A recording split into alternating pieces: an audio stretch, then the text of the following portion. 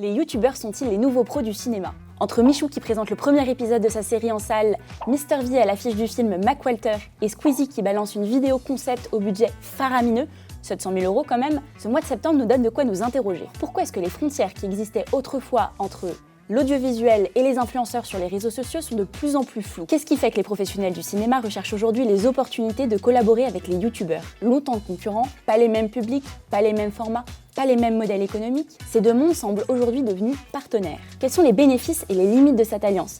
Est-ce qu'il faut s'attendre à la voir se généraliser? On décrypte tout ça ensemble. Depuis 10 ans, les audiences du cinéma en France ont plutôt diminué, tandis que celles de YouTube ont explosé. YouTube est la première plateforme vidéo qui réunit tous les jours les 15-49 ans.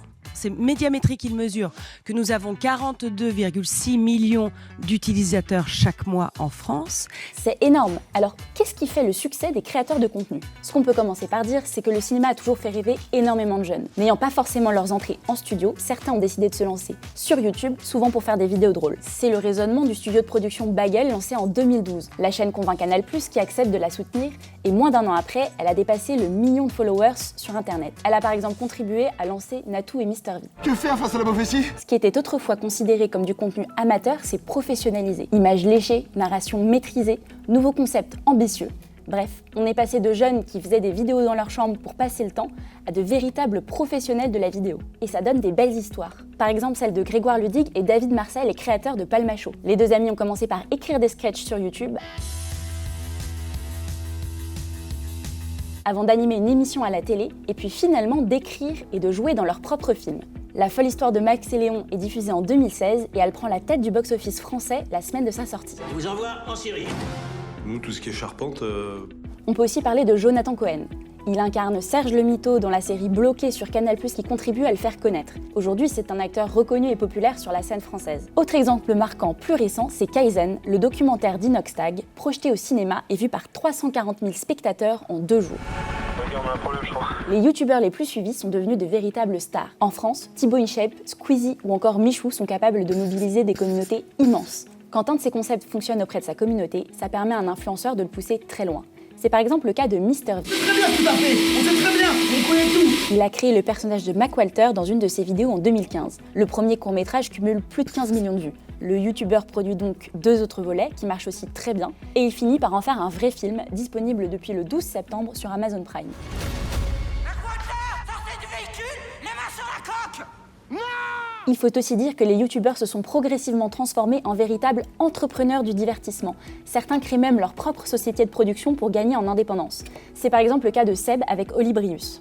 10 ans après avoir commencé à faire des vidéos drôles sur YouTube, sous le nom de Seb la frite, l'influenceur a évolué. Il poste désormais moins régulièrement, des formats plus longs et plus qualitatifs, comme son documentaire Seb au Kyrgyzstan. Le succès de certains youtubeurs a suscité l'intérêt de professionnels du cinéma qui voient un levier pour attirer les jeunes dans les salles. Des initiatives concrètes émergent, comme les YouTube Ciné Club lancés par MK2. J'ai contacté son directeur général pour qu'il nous en dise davantage sur les raisons de cette initiative. Le constat après le Covid, c'est que les jeunes sont la classe d'âge qui va le plus au cinéma, mais que leur fréquence d'usage entre l'avant-Covid et l'après-Covid avait baissé de plus de 30%.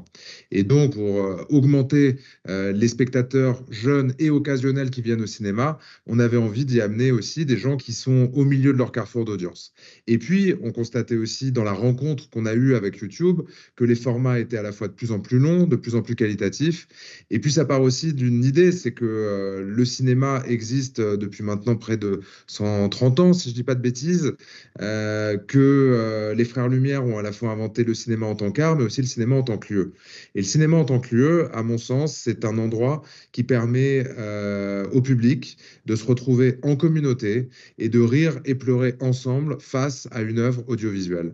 Du côté des créateurs de contenu, voir leurs vidéos diffusées au cinéma, c'est gagnant. D'abord parce qu'il y a sur YouTube une véritable course à l'audience et aux concepts les plus fous. Ensuite parce que ça leur permet de gagner en prestige, d'asseoir leur légitimité et de conquérir une nouvelle audience, à savoir souvent les proches de leurs followers. Et puis comme on le disait tout à l'heure, le cinéma ça fait rêver beaucoup de monde. Donc les youtubeurs se retrouvent sur le grand écran. Mais la tendance est réciproque. Récemment, on a vu des acteurs renommés se prêter au jeu des formats créés par des influenceurs dans le cadre de la promotion de leurs films. En 2019, McFly et Carlito reçoivent entre autres Gilles Lelouch et Guillaume Canet dans une vidéo. Et Guillaume Canet les ajoute ensuite au casting de son film Astérix et Obélix, l'Empire du Milieu. Plus récemment, Loris Giuliano a reçu Adèle Exarchopoulos, Ça te plaît? Pierre Ninet Je voulais qu'on se rencontre comme ça, ouais. J'adore l'idée. ou encore Alain Chabat. Là, t'es à ton prime physiquement. Ouais, je suis, ouais. Non, mais vraiment, en vrai. Bah ouais. Mais cette collaboration entre YouTube et le monde du cinéma a quand même ses limites, parce qu'en fait, elle concerne une minorité. D'abord, parce que ces associations hybrides ne peuvent fonctionner que pour les influenceurs qui ont suffisamment de succès, et ils ne sont pas si nombreux. La réussite de certains a poussé beaucoup de personnes à se lancer sur les réseaux sociaux. On dénombre aujourd'hui 150 000 créateurs de contenu en France.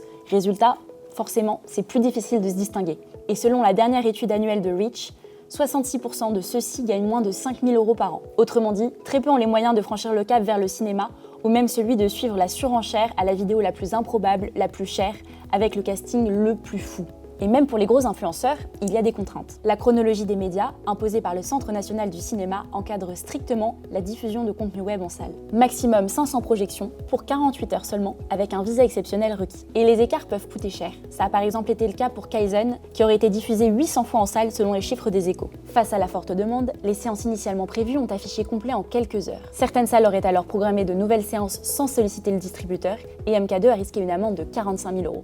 Autre point clé, toujours selon la chronologie des médias, une œuvre cinématographique ne peut être mise en ligne de façon gratuite que 48 mois après sa diffusion en salle. Or, ce qui fait l'ADN des créateurs de contenu, c'est justement de faire des vidéos accessibles à tous gratuitement depuis un téléphone ou un ordinateur. Kaizen, par exemple, était mis en ligne sur YouTube le lendemain de sa diffusion au cinéma. Résultat, si ce système fonctionne de façon ponctuelle, il ne serait pas viable à grande échelle. On imagine même des internautes payer toutes les semaines pour aller voir des vidéos qu'ils peuvent retrouver en ligne gratuitement le lendemain. La rareté, la ponctualité et l'exclusivité de ces vidéos participent à leur succès. En résumé, depuis plusieurs années, les créateurs de contenu ont transformé leur manière de produire. Ils sont passés de simples vidéastes amateurs à de véritables professionnels capables de concevoir des vidéos à gros budget avec une qualité technique et narrative comparable à celle de grosses productions cinématographiques. Quelques-uns sont même devenus de véritables acteurs, producteurs et réalisateurs. Leur succès et leur audience ont logiquement attiré le monde du cinéma, qui cherche à s'en inspirer pour toucher une nouvelle génération de spectateurs. Des collaborations inédites ont vu le jour, mais cette alliance reste fragile. Elle ne concerne que quelques créateurs ultra populaires et elle se heurte à des contraintes légales fortes. Donc ce que l'on observe pour l'instant,